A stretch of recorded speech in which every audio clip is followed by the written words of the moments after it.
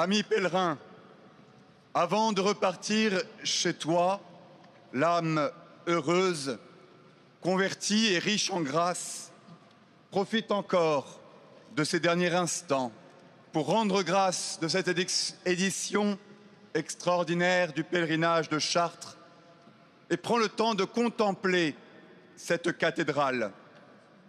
Que ce soit vous, chapitre enfant, qui regardez de l'intérieur ces vitraux lumineux, vous, chapitre adultes et familles, qui regardez ces trois parvis majestueux, et vous encore, chers pèlerins d'Île-de-France, qui êtes sur la côte des Charbonniers et qui, peut-être, apercevez au-dessus des arbres les flèches de la cathédrale qui s'élancent. Tout ici nous parle de la grandeur de Dieu, comme la messe d'ailleurs. Une cathédrale accomplit par la pierre et le verre ce que la messe réalise par le rite et ses cérémonies, exprimer la gloire de Dieu pour le bien spirituel de l'homme. Entrer dans une messe, c'est comme découvrir une cathédrale.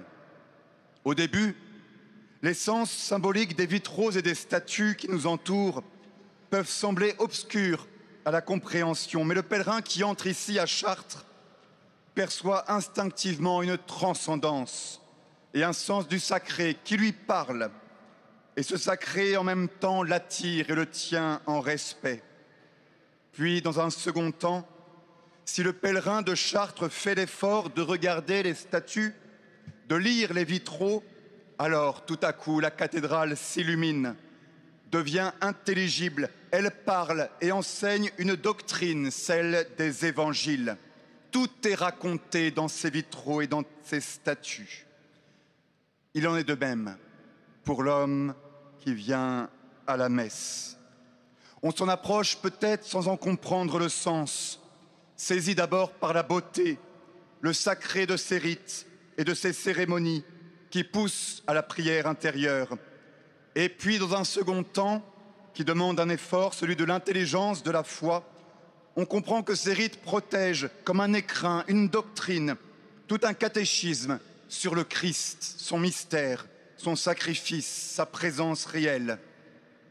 Ami pèlerin, ne te contente pas d'avoir, avec la liturgie, un simple attachement esthétique.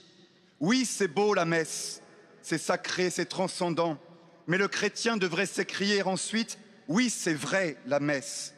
Oui, je crois au mystère qui se cache dans la messe et qui est découvert par les rites et les cérémonies. » Si la cathédrale de Chartres est un traité de théologie par l'art et par le beau, la messe est un condensé du mystère du Christ par la parole et les gestes.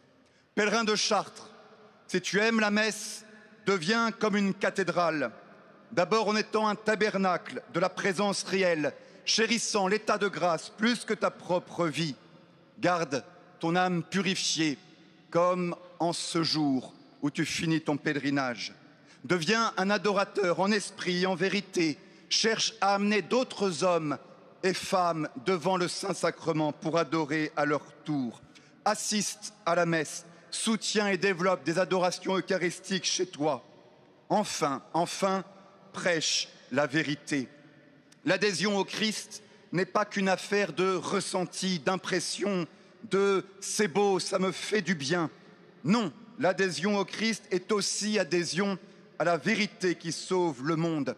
Alors forme-toi, lis l'Évangile, cherche à illuminer l'intelligence des hommes avec douceur mais sans compromis, comme un vitrail. Regarde-les.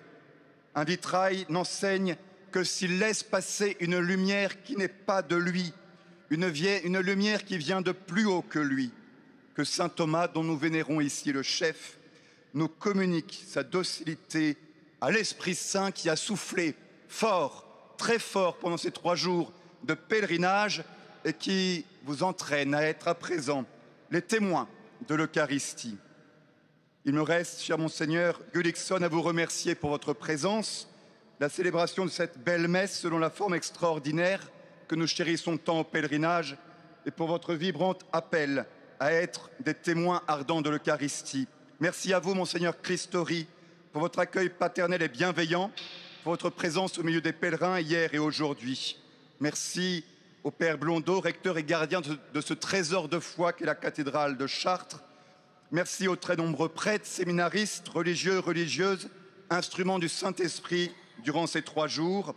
Merci à l'organisation du pèlerinage, à la direction des pèlerins et des soutiens, spécialement des 1000 bénévoles qui ont permis cette édition historique qui restera dans les mémoires du pèlerinage de Chartres et, comme ils disent si bien, en avant, calme et droit. Je laisse la parole à Denis Pinotto, vice-président de Notre-Dame de Chrétienté, pour les dernières instructions, avant le traditionnel Christus Vincit et la procession de départ.